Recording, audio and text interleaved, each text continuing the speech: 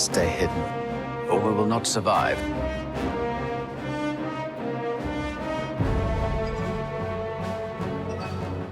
Hello, everybody, and welcome to this month's How to Adapt into Canon episode. We are going to be talking about Kenobi by John Jackson Miller as we approach the first two episodes of Obi-Wan Kenobi this Friday.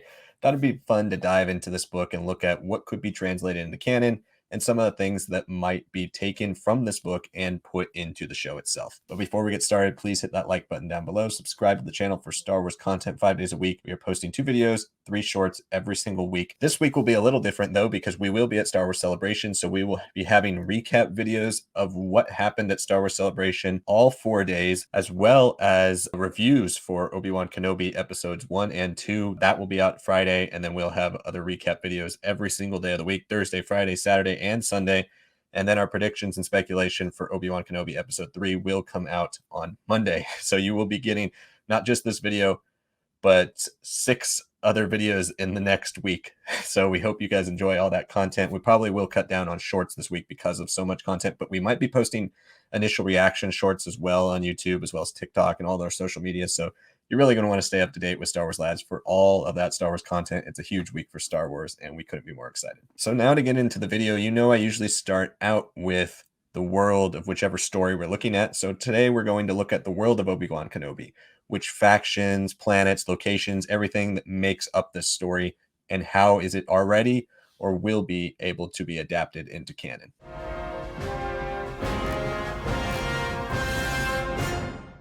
Tatooine is our singular location in Kenobi, but specifically the Pico Oasis. The Pico Oasis was the commercial center of the farming country west of the capital of Bastine. It was home to Danar's Claim, the center of local society in the Oasis. Danar's Claim was a combined general goods store, living quarters, and cantina. It was originally built by Danar Caldwell, but following his death, the claim was run by his wife, the widowed Annalene Caldwell. The claim also housed a thriving livery. The claim also featured a full shop containing both necessities for life on Tatooine, parts for moisture farmers, as well as various odds and ends. To the northwest of the combination store and cantina, the claim included a fully functioning mechanic shop, which serviced the land speeders and equipment owned by the residents of the Oasis. Danar's Claim is the most featured setting in Kenobi.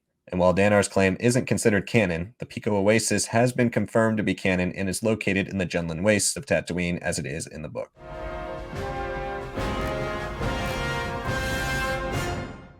The Settlers' Call Fund was a fund set up by Orrin Galt to organize the moisture farmers near Danar's Claim. It was used to organize moisture farmers against the Tusken Raiders. It funded the weapons and vehicles that the Settlers' Call group used. Farmers who paid for the cause were given an alarm that made the noise of a crate dragon when activated. The Settlers' Call is also not in canon, but could fit as it doesn't contradict anything currently in canon. Next, we'll look at the main characters of Kenobi, both those that are in canon and how those versions in the novel can work with their canon versions, as well as those that aren't in canon and how those types of characters could be translated into canon.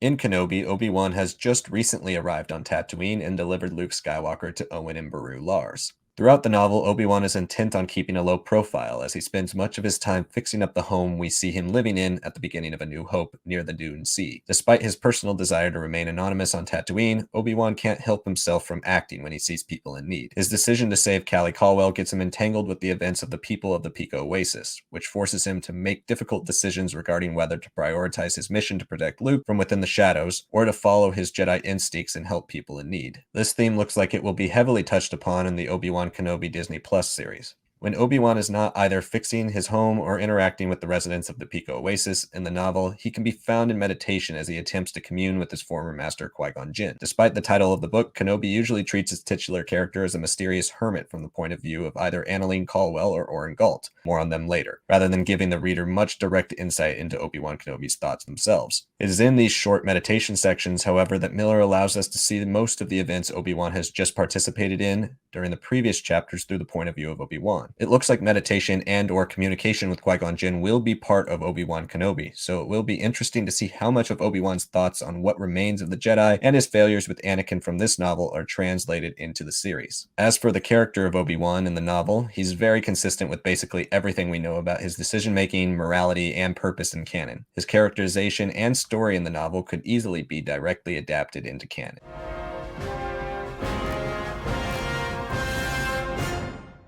Annalene Caldwell was the storekeeper who lived in Danar's claim in the Pico Oasis. She was the widow of Danar Caldwell, whom she had 2 children with, Callie and Jabe. Her son Jabe often hung around Oren Galt and his posse, which constantly worried Annalene as she feared he would get injured or killed by Tusken Raiders. In 19 BBY, Annalene's daughter Callie accidentally rode a dewback into a field of sarlacc where she was saved by Obi-Wan Kenobi. Afterwards, Annalene became incredibly intrigued by Kenobi's oddity. Through brief but eventful interactions, she began to develop feelings for Obi-Wan. However, after a showdown involving the posse of Oren Galt, she found her position running Danar's claim untenable due to her perceived connection with Oren and his criminal dealings embezzling money from the Settler's Call. Though she had hoped her future would involve Obi-Wan, he preferred Annalene and her family to leave Tatooine immediately. As Annalene and her family prepared to leave Tatooine, Annalene learned that her old college application was mysteriously accepted by the University of Alderaan, which was a dream of her younger years. Annalene is not a character that currently exists in canon, but since we don't have any stories currently in canon about Obi-Wan's time on Tatooine in 19 BBY, Annalene could be adapted into canon during this time period.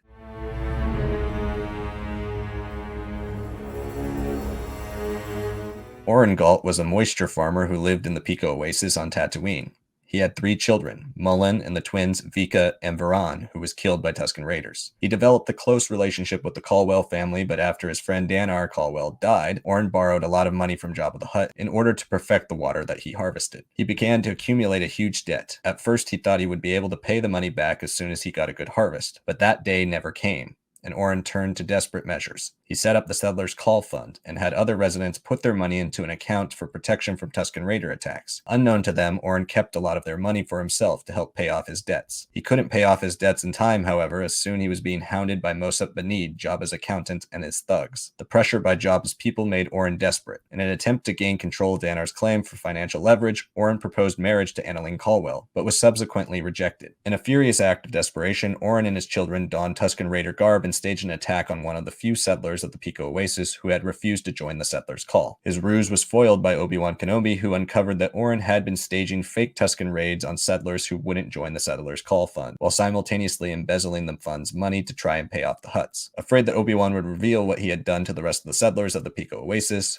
Oren led his posse against Obi-Wan. As they chased Obi-Wan into the canyons, Jabba's thugs, who were called into the conflict by Annalene Caldwell, appeared to collect their debt from Oren, revealing to the settlers what Oren had done. As a battle breaks out between the posse and Jabba's thugs, Oren sneaks further into the canyons to chase Obi-Wan. Shortly after, the commotion causes a crate dragon to appear. It attacks Obi-Wan, who must reveal that he is a Jedi in order to defeat it. Oren sees Kenobi's battle with the Krayt Dragon and schemes to turn Obi-Wan over to the Empire in exchange for the credits he needs to start a new life. He attempts to escape in a damaged land speeder, but instead he crashes into the Tusken Badlands. After the crash, Oren is paralyzed from the waist down and badly burned. He wakes to find he has been taken by the same Tusken Raiders he and his posse have been trying to murder, and due to his injuries, he must wear one of the Tusken breathing masks. The Tusken leader, Aark, reveals to Oren that he is now a slave serving their Tusken camp, and will be put to use repairing moisture evaporators to harvest water for their tribe. Oren has not currently made the jump from Legends to canon, but similar to Annalene, could still work in a canon adaptation of this story.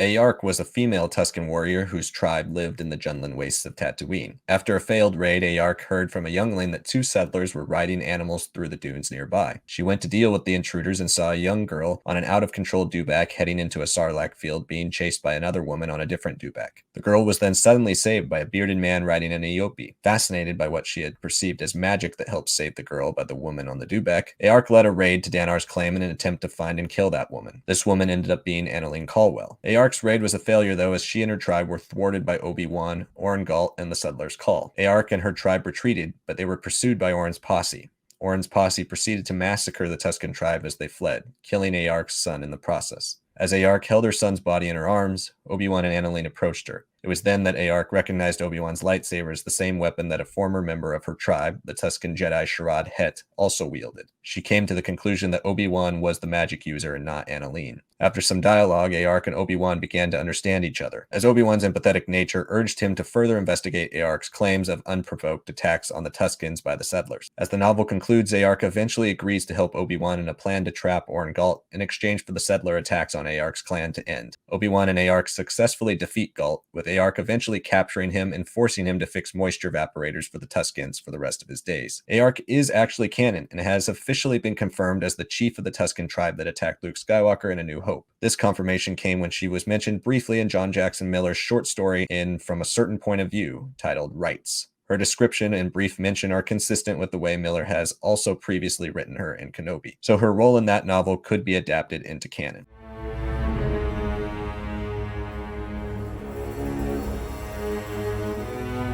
The Nimbanel Mosa Benid was Jabba the Hutt's accountant, managing Jabba's finances and debtors. In Kenobi, Benid appears multiple times to hold Oren Galt responsible for his financial debts to Jabba. Benid is considered canon since he has 2 background appearances in A New Hope and Return of the Jedi. He also has appeared in the short story The Ride in the Canto Bight anthology novel. We don't, however, know any of his backstory in canon prior to his appearance in Chalmun's Cantina in A New Hope, so his role in Kenobi could be adapted straight into canon. So in this final section, I would usually try to give you as realized of a version of an adaptation of the work we're talking about into canon, with all the things I talked about for its characters and location added in or subtracted in order to give you the ideal version that you would see in a canon adaptation. Well, since we don't have any stories regarding Obi-Wan Kenobi in 19 BBY yet, this novel could kind of technically just have its Legends banner ripped off and a canon label slapped right on top of it, except for the occasional references to Legends history and characters like Sharad Het. Instead, I want to look at the Obi-Wan Kenobi series that is going to be starting at the end of the week,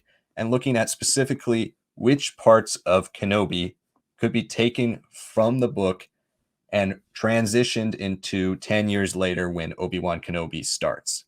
Obviously, not everything will be, because the time periods are significantly different.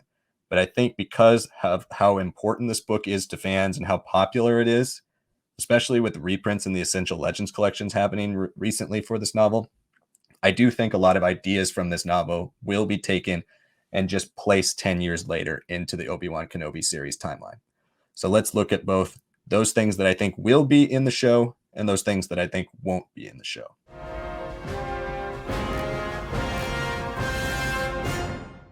As I mentioned earlier, our most intimate moments with Obi-Wan in the Kenobi novel are during his meditations. I expect we'll see similar scenes of Obi-Wan attempting to communicate with his former master Qui-Gon Jinn in the series as well. What will be interesting to see, though, is how far he has come. Will he be able to hear Qui-Gon's responses? We know in the stories from the Journals of Ben Kenobi from Jason Aaron's 2015 Star Wars run that even as late as 10 BBY, Obi-Wan is still meditating to speak to Qui-Gon, but not getting any responses in return. If the show's writers wanted to follow canon strictly, then we might see Obi-Wan still struggling to communicate with Qui-Gon at the beginning of the show. But I'd be surprised if by the end of the show we don't see him discover how to fully understand and reach Qui-Gon Jinn. The underworld side of Star Wars plays a small but important role in Kenobi, and it seems to be similarly important in Obi-Wan Kenobi, but in a different way. In the novel, Jabba the Hutt and his thugs lend money to Oren Galt and want to collect. In the series, Jabba doesn't seem to be as important to the story as the bounty hunters do, though. In the second trailer, we see the new Inquisitor Reva put a bounty out on Obi-Wan in order to flush him out of hiding. Either way, the criminal element of Miller's novel seems to be coming into this series in some form. Kenobi never features any direct scenes where Owen Lars and Obi-Wan Kenobi directly confront each other over Luke's future. But during his meditations, Obi-Wan does reference Owen Lars not liking him very much. This seems to be consistent with what we know of canon Owen and Obi-Wan's relationship. In issues number 7, 15, and 20 of Jason Aaron's Star Wars run, we see Obi-Wan protecting Luke and the Lars family from outsiders, which aggravates Owen. Owen goes so far to say that Obi-Wan has killed enough Skywalkers, a theme that seems like it'll be picked right up in this series. Therefore, it seems that the strained relationship between Obi-Wan and Owen that Miller set up as far back as 19 BBY will be adapted consistently into canon for the 10 BBY show. In the trailers and TV spots for Obi-Wan Kenobi, we continually hear the Grand Inquisitor say the line, "The Jedi cannot help what they are. Their compassion leaves a trail. The Jedi code is like an itch. They cannot help it. This is an idea that has been played around with by Jason Aaron in the Obi-Wan issues of his Star Wars run, but most of Obi-Wan's struggles putting the compassion of the Jedi Code behind him originate in Miller's Kenobi novel. Continuously throughout the novel, we see Obi-Wan reluctant to attempt to pick and choose whether to help other people out, most often giving in to his impulses and trying to make the world a better place, rather than standing by while injustices are being done to other people. It's this urge to help people that gets him wrapped up in the lives of the Caldwells and the Galts, and it seems to be similarly what gets him involved in further conflicts of the series. During his meditation, Obi-Wan explains that helping people seems to ease him through his pain. It makes him forget for the briefest of moments of his failures and how his biggest failure with Anakin turning to the dark side destroyed his entire world and the people he cared about. It's why he's desperate to succeed in protecting Luke, and it's why he can't live a life of complete isolation. He's worried his grief will consume him. I'm very happy that Obi-Wan processing his grief seems like it'll be a focus of this series, and I'm glad a lot of the ideas Miller employs in his novel seems to be considered for Obi-Wan's mental state in the show. In a recent TV spot that just came out, Owen Lars calls Obi-Wan Ben, so we know he's been using that disguised name for a long time. Some fans might remember that Obi-Wan does also use Ben as a codename during his undercover mission in the Clone Wars when he's disguised as Rako Hardeen. Ben has always been assumed to be a common first name in canon, and it's most likely still the case. When it comes to the surname Kenobi, we can also look at Miller's explanation in the novel to be translated into canon. When the residents of the Pico Oasis find out that Obi-Wan is a Kenobi, most of them just brush it off, as there are dozens of Kenobis in the area. I expect the series to confirm it's a very common last name as well. Lastly, let's finish up with the important story elements and themes that I don't think will be in the show, but could be in other canon adaptations of this novel. As I've said many times throughout the video, the story of the Kenobi novel takes place about 10 years before the story of the Obi-Wan Kenobi series. At the end of the novel, Obi-Wan resolves to become more of a hermit and to make himself even more anonymous than he had been during his first year on Tatooine. If this is still the case in canon, it's very unlikely we see any of the characters or relationships from Kenobi play out in this series. It just takes place too far after the novel's timeline to make sense. That's relatively good news for us fans of the book, however, as it means we could still hope for a full canon integration of these characters and this story in a future novel instead of cramming it into this show. Maybe even one written by Miller himself. The Tusken Raider conflict from the novel is an interesting one when trying to predict which parts of Kenobi the show's writers decided to adapt into the series. My first thought about their inclusion is similar to that of the Tatooine settlers in the novel, that since most of the meat of the series seems to be taking place off of Tatooine, there won't be any time or enough story to include them in a fashion that does the story from the novel justice. We also have to take into perspective that we got a more humanizing look at the Tuskens in the Book of Boba Fett that felt very Kenobi-esque, so I doubt we get two of those stories in the same year. If you wanted to play devil's advocate, though, I could see there being an argument made that it could be good for story synergy to connect the Book of Boba Fett and Obi-Wan Kenobi through the Tuskens, but if that were the case, then I think it's more likely we see Aark's tribe replaced by the tribe from the Book of Boba Fett. Personally, I would rather they don't show up because I feel that in order to truly adapt the power of their narrative, you need the other settlers involved in this story too. I wouldn't want the series to rush that. I'm not saying we don't see any Tuskens in the show, but if we do, I don't think it will be ones as important as Aark. The final thing that I think we all know will be a drastic change from Kenobi the book to Obi-Wan Kenobi the series is the shift in perspective. In the novel, Obi-Wan is usually featured as a mysterious person who exists in the lives of Annalyn Caldwell and Orn Galt, rather than the novel's central protagonist. Obviously, from what we know of this series, that perspective will completely shift to Obi-Wan as the lead protagonist. It doesn't seem like he'll be our only character perspective, however, as the new Inquisitor Reva and Darth Vader / Anakin Skywalker seem to also play a major role in this story. Still, I expect Obi-Wan to be far more front and center in this series than he would be if they were directly adapting the novel. And that's it for this month's How to Adapt video, how to adapt Kenobi into canon. Thank you all so much for watching. If you haven't, please like the video down below. It'll really help us out with the YouTube algorithm. Subscribe to the channel for Star Wars content 5 days a week. But remember, this week you're going to be getting a ton more shorts and at least 6 more videos after this one when we reach Star Wars Celebration. So this week will be huge for our channel and huge for Star Wars content in general. So we'd love you all to participate in that by subscribing to our channel. We also want to thank you for 500 subscribers. It is a great achievement that we've all made together. So we appreciate appreciate you guys all watching our content, and we hope you guys enjoy our future content as we continue to grow and expand in the world of Star Wars content creators. Also, please comment below and let us know what you thought of this video, what you think of Kenobi, the novel, which parts you would like to see in the series. Let us know all of that down below.